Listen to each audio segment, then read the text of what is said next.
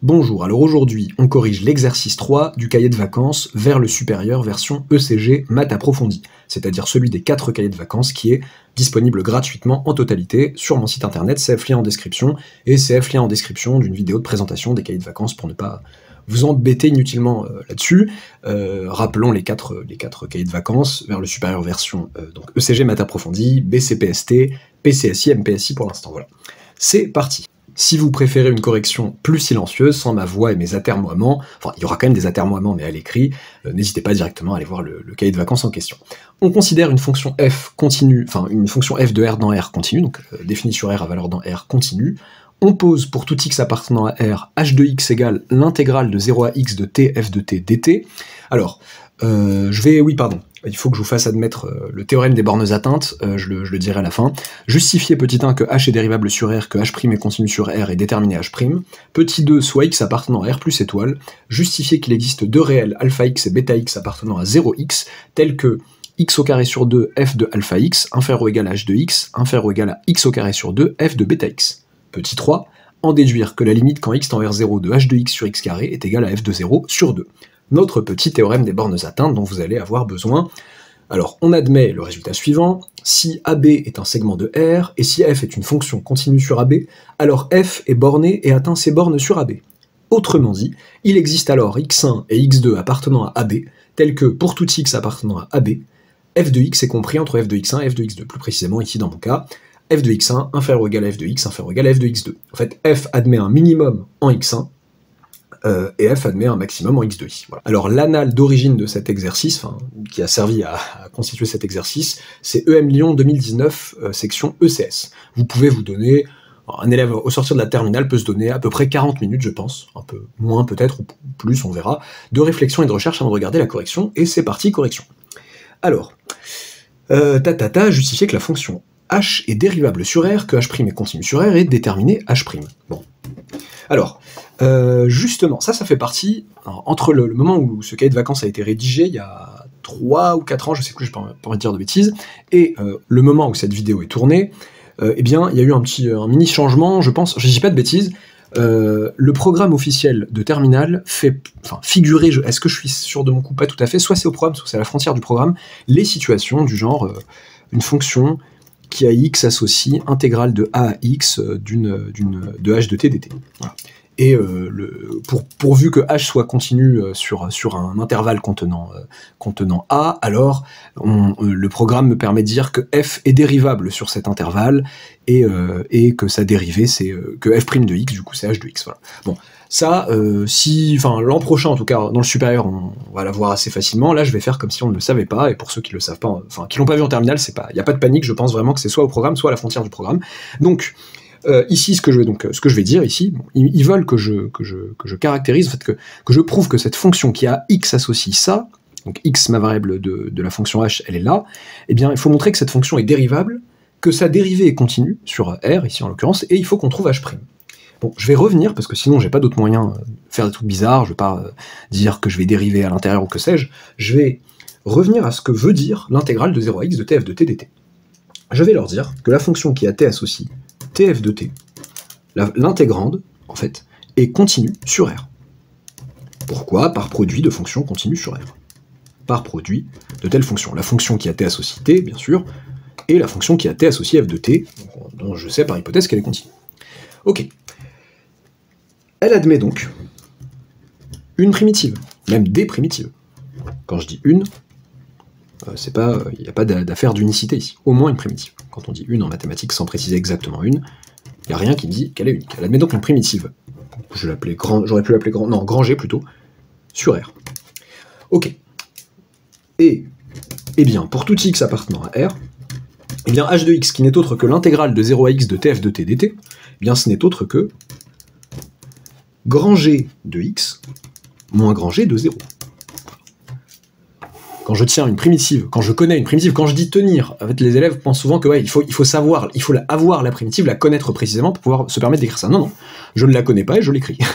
Et quelle que soit la primitive choisie, ça fera toujours la même chose, parce que les primitives sont égales à une constante près, la constante va simplifier. Si jamais vous rajoutez un plus 5 à mon grand G à moi, ça fera grand G de x plus 5 moins grand G de 0 moins 5. Ok.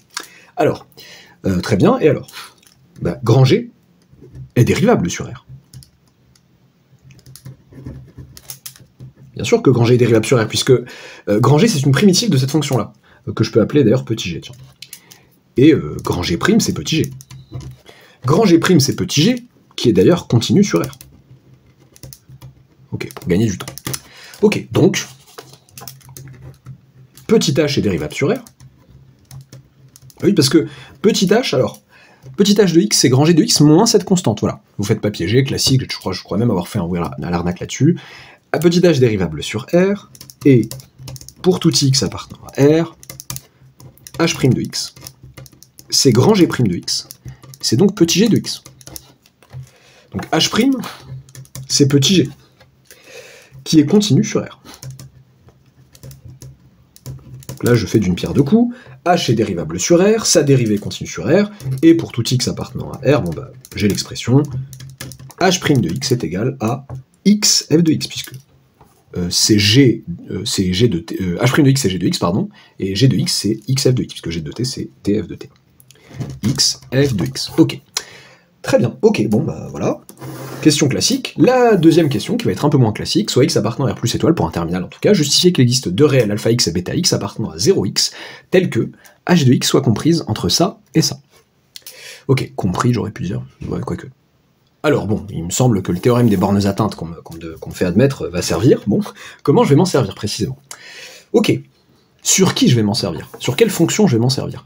Je pourrais tenter de m'en servir pour la fonction qui a t associe tf de t, en disant que elle admet un minimum et un maximum sur 0x. Bon, voilà, c'est ça, parce qu'il existe donc soit x appartenant à R plus étoile. Là, en l'occurrence, je vais intégrer entre 0x. Le but, voilà, la trame, c'est on va faire des encadrements sur l'intérieur de l'intégrale et on va utiliser la croissance de l'intégrale, les bornes dans le bon sens, etc., pour pouvoir avoir un encadrement de cette intégrale, de celle-ci. Alors, si j'ai la mauvaise idée ici d'utiliser le théorème des bornes atteintes pour tf de t, pour dire que tf de t va être compris entre petit g, donc de t va être compris entre un certain g de machin et g de truc, bon bah j'ai d'une constante du coup vis-à-vis de t, donc je vais perdre toute trace. Je sais pas comment je ferai apparaître du x carré sur 2. X carré sur 2, j'ai plus l'impression que c'est ce qui apparaîtrait quand j'intégrerais du t, quand j'aurais une intégrale avec juste du t dedans. Donc il est plutôt intéressant pour moi d'utiliser le terme des bornes atteintes pour f, uniquement pour f. Autrement dit, donc f, donc soit le x, bon, ils l'ont déjà posé eux, donc c'est un peu du zèle exagéré que de le reposer, c'est pas grave, soit x appartenant à R plus étoile. F est continu sur le segment 0x. Donc, d'après le théorème des bornes atteintes,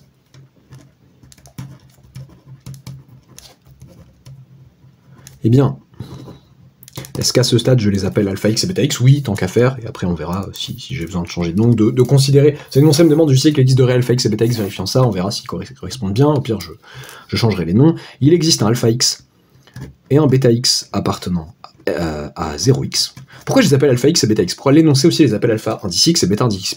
Il y a indice x, pardon, parce qu'ils dépendent de x. J'ai pris un x ici au préalable. Ils peuvent dépendre de x. Il existe un alpha x et un bêta x appartenant à 0x, tel que, pour tout t entre 0 et x précisément, f de t va être compris entre f de alpha x et f de bêta x. Ok, qu'est-ce que je vais faire avec ça? Puis, puisque t est positif, je multiplie de tous les côtés par t, changer de page peut-être, hop, j'obtiens que tf de alpha x va être inférieur ou égal à tf de t, qui lui-même va être inférieur ou égal à tf de bêta x. Toujours pour tout t entre 0 et x. Je le rappelle ici, même si ça a été dit là-haut. Ok.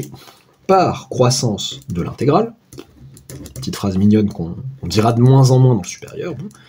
Bon, 0 est bien inférieur ou égal à x. Hein. Pareil, bien faire attention à ça. Eh bien, je vais avoir que l'intégrale de 0 à x de ça dt inférieur ou égal à l'intégrale de 0 à x de ça dt inférieur ou égal à l'intégrale de 0 à x de ça dt. Bon. Alors, je vais pas perdre de temps. L'intégrale du milieu, ça va être h de x. L'intégrale de gauche et de droite, en fait, je vais avoir l'intégrale de 0 à x de tf de alpha x dt, sauf que f de alpha x, c'est une constante vis-à-vis de t. Ça fait beaucoup de place pour t ici. F de alpha x, donc par linéarité. Je vais faire d'une pierre deux coups, 2 étapes, quoi, en une. eh bien f de alpha x, la constante multiplicative f de alpha x va sortir de l'intégrale. Pareil pour f de bêta x. Intégrale de 0 à x de t dt. Et là, je suis heureux, puisque l'intégrale de 0 à x de t dt, c'est précisément crochet t carré sur 2. Voilà, je fais du zèle, ok, tac.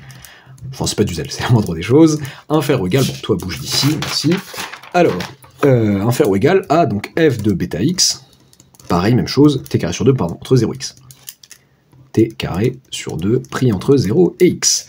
Ok, donc là ça me fait x carré sur 2 moins 0 carré sur 2, ok, donc ça fait x carré sur 2 f de alpha x, inférieur ou égal à h de x, inférieur ou égal à x carré sur 2 f de bêta x.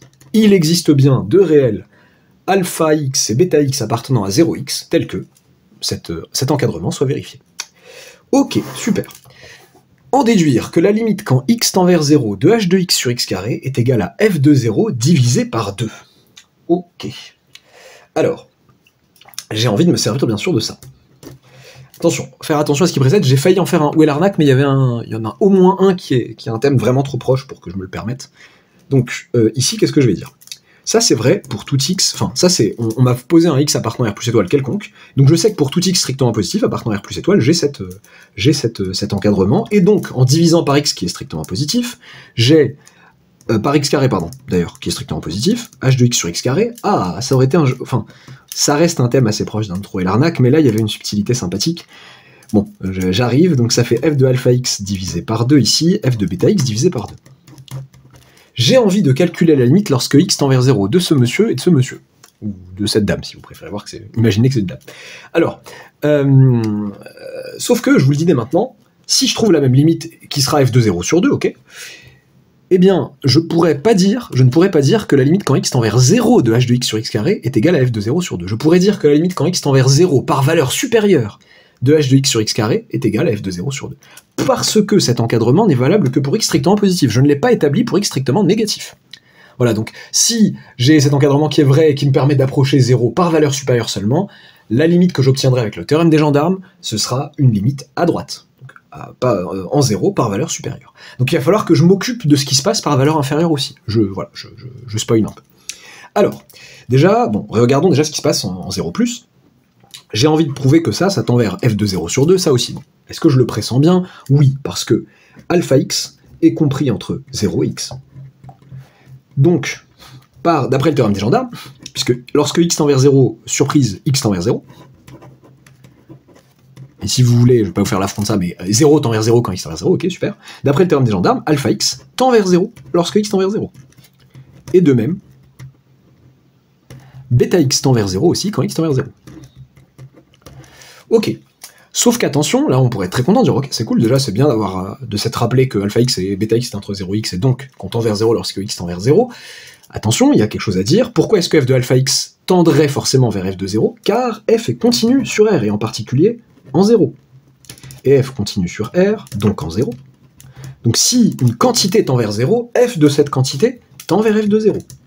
Donc f de alpha x tend vers f de 0 quand x tend vers 0, et f de bêta x aussi tend vers f de 0 quand x tend vers 0. Ok, donc ces deux quantités tendent vers f de 0 sur 2. Enfin, le théorème des gendarmes permet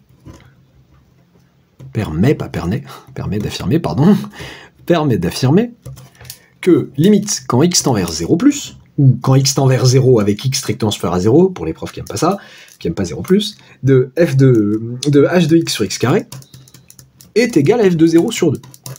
Je suis content, je l'ai à droite. Il faut la voir à gauche maintenant.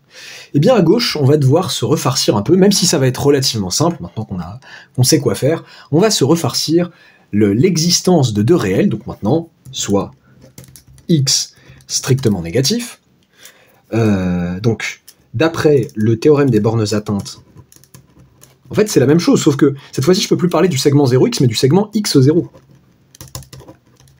Il existe, bon, je peux toujours les appeler alpha x, bêta x, appartenant, plus forcément les mêmes, appartenant, donc tout dépend du x, appartenant à x0, tel que, pour tout t appartenant à x0, eh bien, f de t, toujours compris entre f de alpha x, f de bêta x, pardon, c'est un peu moche, un peu petit, mais alpha x et bêta x, ok, Puis, alors bon, est-ce que j'aurais pu changer les noms, histoire de raccorder, etc. T est en négatif. TF de T va être, pour tout T entre x0, x et 0, pardon, TF de T va être compris entre TF de alpha x, TF de bêta x. Cette fois-ci dans l'autre sens, puisque j'ai multiplié par T qui est négatif. Alors, par croissance de l'intégrale. Et on fait attention, la croissance de l'intégrale, j'intègre dans le sens croissant des bornes. Alors là, les bornes, ça va de x à 0. Donc l'intégrale de x à 0, x est inférieur à 0, de t, dt, donc de t, tout ça, dt, donc, mais je sors le f de bêta x comme tout à l'heure, par linéarité. Inférieur ou égal à h de x, est-ce que c'est bien h de x? Vous voyez, là j'ai failli mentir, moins h de x. Parce que l'intégrale de x à 0 de tf de t dt, c'est l'opposé de l'intégrale de 0 à x de tf de t dt, donc c'est moins h de x. Inférieur ou égal à f de alpha x fois l'intégrale de x à 0 de t dt. Que reste-t-il à faire? Un petit coup de multiplication par moins 1 de tous les côtés, et j'obtiens donc f de bêta x. Intégrale de 0 à x cette fois-ci. Mais l'intégrale de 0 à x de t dt, c'est toujours x carré sur 2 comme tout à l'heure. Inférieur ou égal cette fois-ci à h de x. Attendez. Suis-je en train... Oui, j'ai failli vous douiller. Supérieur ou égal, j'ai bien dit... que je me perde pas, oui, j'ai bien dit multiplié par moins 1 tout le monde. Ok. Ah bah c'est super, en fait non. Tout à l'heure, j'ai même pas prévu ce coup-là. C'est bien que j'ai gardé bêta x alpha x. Bon, ça change pas grand-chose, les noms changent pas grand-chose ici. Supérieur ou égal à h de x, supérieur ou égal à, je m'entête à vouloir faire rentrer ça ici, x carré sur 2, eh bien f de alpha x. J'obtiens exactement le même encadrement que tout à l'heure. Là, j'ai la flemme j'ai déjà mis à l'écrit sur la texte, ça suffit. J'ai donc établi ça, comme dans la question 2 pour x appartenant plus étoile. Je peux, cette fois-ci, pour x négatif, diviser toujours des deux côtés par x carré, des trois côtés par x carré, qui est strictement positif, ça, y a pas de souci. Et j'obtiendrai aussi que, pour tout x strictement négatif, h de x sur x carré va être compris entre ça et ça.